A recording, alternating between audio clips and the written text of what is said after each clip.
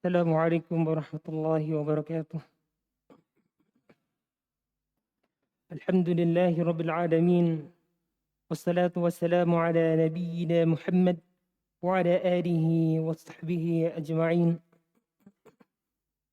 إخواني في الدين رحمكم الله، اتقوا الله حيثما كنتم وأتبع السيئة الحسنة تمحها وخالق الناس بخلق حسن. يا أيها الذين آمنوا اتقوا الله حق تقاته ولا تموتن إلا وأنتم مسلمون. وقال الله تعالى: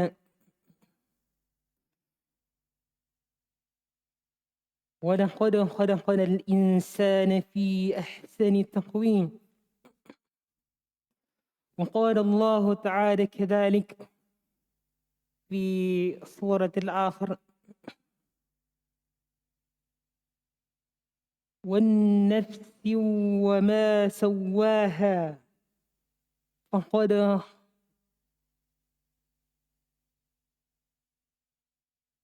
فألهمها فجورها وتقواها قد أفلح من زكاها. Allah Subhanahu wa Ta'ala menciptakan kita di muka bumi ini tidak lain untuk beribadah kepadanya. Allah Subhanahu wa Ta'ala menjadikan kehidupan kita di muka bumi ini menjadi mulia. Allah Subhanahu wa Ta'ala telah berfirman di dalam surah At-Tin: وَلَقَدْ خَلَقْنَا الْإِنسَانَ فِي أَحْسَنِ تَقْوِيمٍ. Di dalam ayat ini tersirat bahwa diciptakannya manusia adalah memiliki keagungan di dalamnya, memiliki sebaik-baik penciptaan. Dan begitu pula di ayat yang berikutnya, yaitu di surah Asy-Syams: wa nafsi wa ma sawwaha, demi jiwa dan penciptaannya yang sempurna. Dengan begitu, keistimewaan dari ciptaan kita di muka bumi ini, Allah Subhanahu wa Ta'ala berfirman dalam ayat yang lain: وَمَا خَلَقْتُ الْجِنَّ وَالْإِنسَ إِلَّا لِيَعْبُدُونَ. Allah tidaklah menciptakan jin dan manusia kecuali hanya untuk beribadah. Dan dapat disimpulkan dari ayat-ayat ini bahwa Allah menciptakan kita untuk beribadah, dan hakikat dari peribadatan kita kepadanya adalah kemuliaan untuk kita. Dan topik yang saya ingin bawakan pada kesempatan kali ini adalah berbakti kepada kedua orang tua, khususnya untuk penuntut ilmu.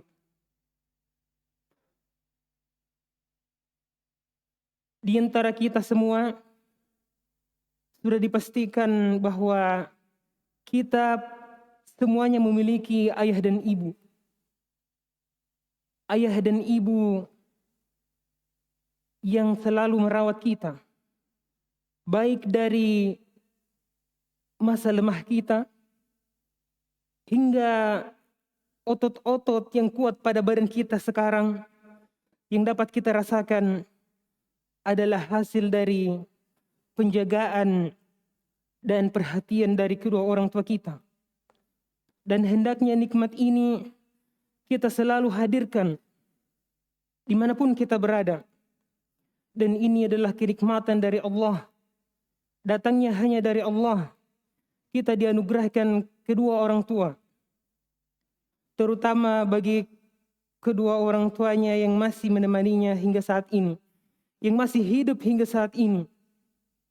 Ketahuilah, pengorbanan kedua orang tua tidak akan pernah bisa dibalas oleh seorang anak. Telah dimaklumi, seorang ibu mengandung dengan begitu susah payah, dari awal mulai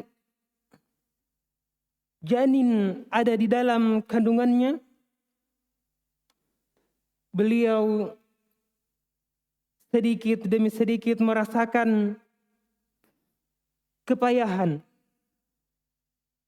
Dan banyak di antara umat manusia tidak merasakan hal ini, tidak menghadirkan hal ini.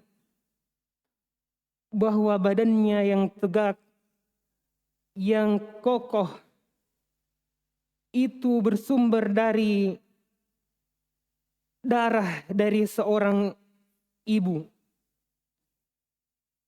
Semakin bertambah di dalam kandungan seorang ibu, maka seorang ibu merasakan kepayahan, bergerak ke sana kemari, tidur setiap harinya selama 9 bulan.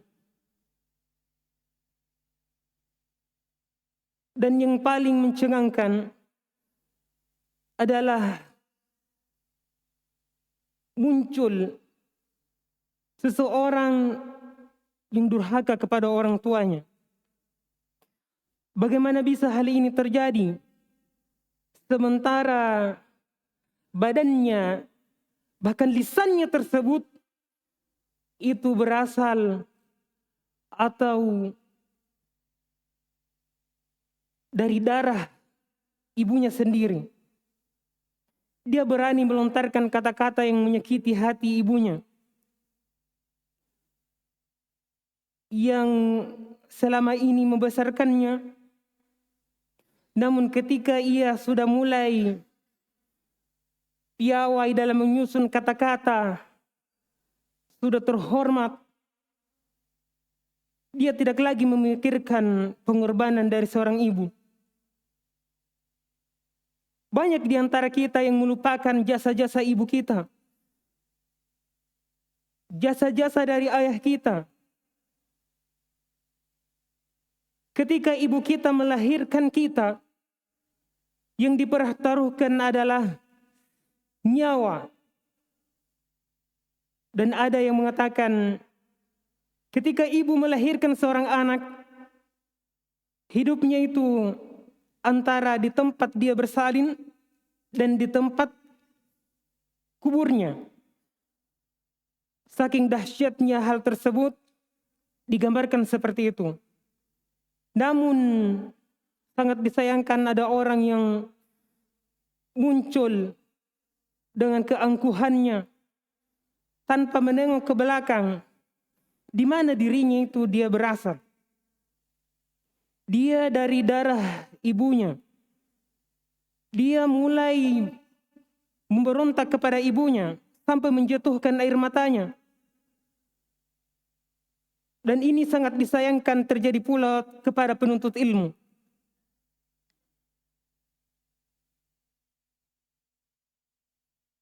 Dengan kepandaiannya dia berbohong, dia menipu ibunya, dia menipu ayahnya, karena tidak hadirnya ayat di dalam Al-Quran di dalam hatinya. Allah Subhanahu wa taala berfirman, "Wa qada rabbuka alla ta'budu illa iyyah wa bil walidaini ihsana." Allah telah berwasiat untuk tidak mengibadahi sesembahan yang lain kecuali Dia, kecuali hanya kepada Allah. Kemudian disusul dengan perintah atau wasiat, masih dalam cakupan wasiat Allah Subhanahu wa taala, yaitu untuk berbuat baik kepada keluarga, kepada kedua orang tua.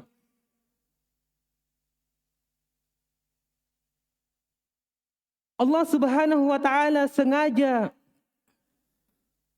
memberikan wasiat ini untuk selalu diingat. Dan di dalamnya terdapat taqarrub ilallah, adalah penghambaan kepada Allah. Khususnya penuntut ilmu maka selayaknya untuk mengindahkan ayat ini. Tidak berbuat zalim kepada kedua orang tuanya. Melakukan kebohongan terus kebohongan. Kebohongan terus menerus. Padahal yang dia lakukan kebohongan ini adalah orang tuanya sendiri. Dan ini sangat disayangkan. Betapa banyak pelajaran di dalam majelis yang membahas tentang berbakti kepada orang tua, berbuat baik kepada orang tua. Bahkan untuk berucap atau bertutur kata kepada mereka, kita dituntunkan, diajarkan hal tersebut dengan melembutkan kata-katanya kita, melembutkan ucapan kita, agar kedua orang tua dapat menerimanya dengan enak, dengan elok. Dan ini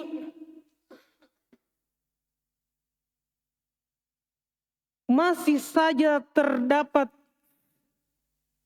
keberatan, kesusahan dihadirkan di dalam lisan kita untuk bercakap kepada orang tua kita.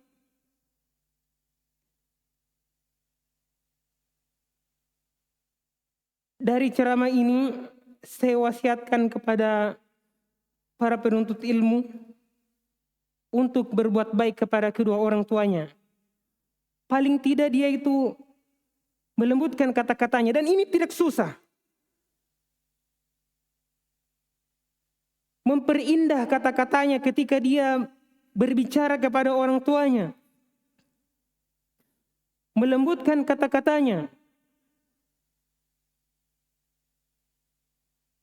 Ketika dia menghitop orang lain atau mengajak bicara orang lain, orang yang baru dia kenal atau orang yang belum pernah dia kenal, maka dia bisa menghadirkan kata-kata yang indah, kata-kata yang sopan, kata-kata yang baik. Kenapa kepada kedua orang tua kita tidak bisa mengucapkan hal tersebut? Hal tersebut sangat ringan. Kalaupun kita melakukannya, kita belum bisa membalas dari semua jeripayah orang tua kita.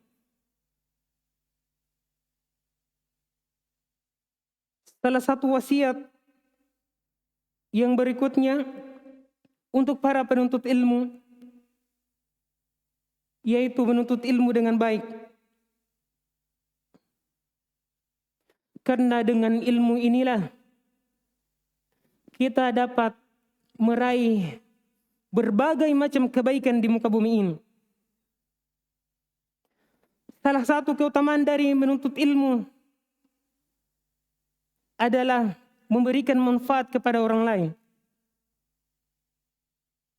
Dan telah dimaklumi, ketika kita mampu memberikan manfaat kepada orang lain, seharusnya dan selayaknya kita mampu memberikan manfaat kepada diri kita sendiri. Ketika kita sudah menjadi seseorang yang berilmu, muncul dari ilmu tersebut adalah amalan-amalan saleh. Dan ini akan kembali juga kepada orang tua kita. Orang tua kita mungkin saat ini belum bisa beramal dengan amalan yang kita lakukan sekarang. Tapi boleh jadi dengan kita menuntut ilmu, mereka juga meraih pahala di saat kita menuntut ilmu.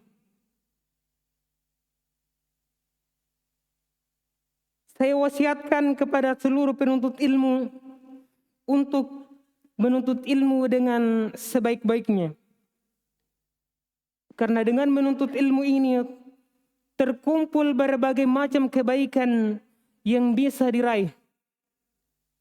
Seorang penuntut ilmu adalah perahmat bagi orang lain. Dikisahkan ada seorang pembunuh 99 jiwa.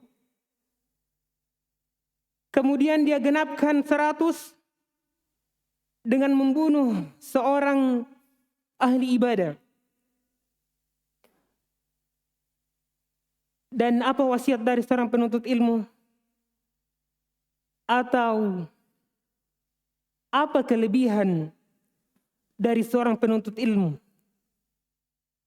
Dia mewasiatkan untuk segera hijrah, berpindah dari tempat dia sebelumnya ke tempat menuntut ilmu, ke tempat yang menjauhkan dia dari perbuatan-perbuatannya sebelumnya, dan mengatakan kepadanya, dan ini adalah pokok dari kisah ini, yaitu masih ada ampunan untuknya. Yang kata-kata ini telah dilontarkan kepada seorang ahli ibadah yang dia bunuh. Apakah masih ada taubat untukku?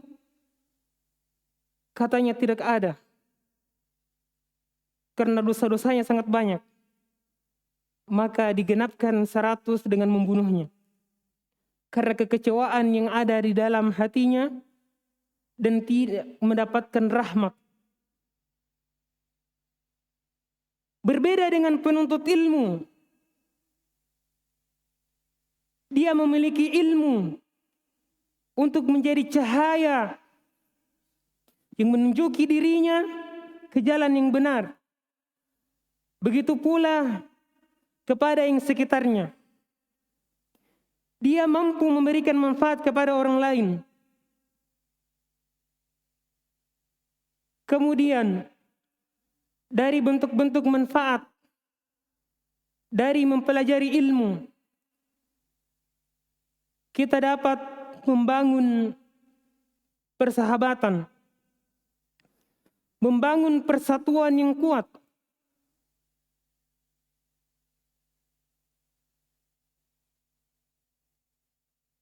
Seseorang dalam menuntut ilmu tidak bisa diraih hanya dirinya sendiri, melainkan memiliki bantuan dari orang lain, yaitu yang mengajarkan ilmu. Ketika kita menuntut ilmu, maka kita wajib untuk menghargai yang mengajarkan ilmu kepada kita. Ketika seorang penuntut ilmu dan yang mengajarkan ilmu telah bersatu kompak dalam mengajarkan ilmu dan menuntut ilmu, maka hal ini menjadi kekuatan yang besar, akan menambah kekuatan di dalam menyebarkan ilmu. Dan kita harus bahu-membahu di dalam menegakkan kalimat tauhid. Tidak bisa diri kita sendiri saja. Tidak bisa hanya sekelompok orang saja. Melainkan dibutuhkan persatuan di dalamnya. Agar semakin kokoh kita meraih ilmu. Dengan berakhlak kepada guru-guru kita, berakhlak kepada teman-teman kita. Dan ini semua dibutuhkan lagi ilmu di dalamnya. Maka betapa pentingnya ilmu itu bagi kita, yang dapat memberikan manfaat kepada diri kita maupun keluarga-keluarga kita.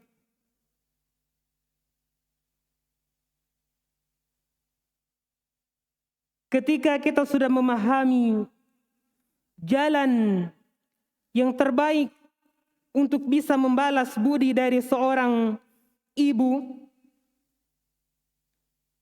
yang dari kecilnya kita merawat kita, maka tempuhlah jalan menuntut ilmu untuk bisa membalas dari jerih payah seorang ibu yang mengandung kita selama 9 bulan. Dan ini keletihan yang dirasakan oleh seorang ibu susah untuk terbayangkan oleh kita. maka tempuhlah jalan untuk bisa membalas dari keletihan orang tua kita dalam merawat kita dengan terus menuntut ilmu. Subhanakallahumma wa bihamdik, asyhadu an la ilaha illa ant, astaghfiruka wa atubu ilaik.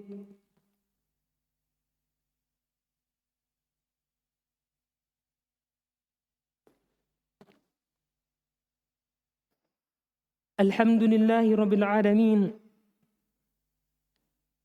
Wassalatu wassalamu ala sayyidina Muhammad wa ala alihi wa sahbihi ajma'in. Di dalam kita berupaya membahagiakan orang tua, entah itu di dunia maupun di akhirat, kita butuh yang namanya pertolongan dari Allah. Ada doa yang diajarkan khususnya bagi kita yang penuntut ilmu. Rabbana la tuzigh qulubana ba'da idh hadaitana wa hab lana min ladunka rahmah. Ba'da idh hadaitana wa hab lana min ladunka rahmah. Ketika kita sudah ditunjuki oleh Allah Subhanahu wa taala jalan yang terbaik yang mana dan jalan yang buruk yang mana, jalan keselamatan dari neraka yang mana, yang menyelamatkan kita darinya yang mana, maka teruslah minta kepada Allah agar Allah menghibahkan dari rahmatnya. Karena ketika kita mengetahui jalan yang terbaik itu adalah hidayah, maka perlu lagi kita dikokohkan di dalamnya. Kita perlu hidayah yang berikutnya, yaitu hidayah untuk tetap di atas jalan, untuk tetap hanya beribadah kepada Allah Subhanahu wa taala, berbakti kepada orang tua kita, dan berbagai amalan-amalan yang lain. Dari salah satu penghalang untuk bisa membahagiakan seorang ibu atau keluarga kita, bahkan diri kita sendiri, yaitu kemaksiatan. Maka berhati-hatilah dari kemaksiatan. Dan ketika pun kita terjatuh di dalamnya, maka susullah hal tersebut dengan kebaikan-kebaikan yang bisa menghapusnya, yang bisa menutupinya. Lebih dan kurangnya mohon dimaafkan. Subhanakallahumma wa bihamdik, asyhadu an la ilaha illa ant, astaghfiruka wa atubu ilaik.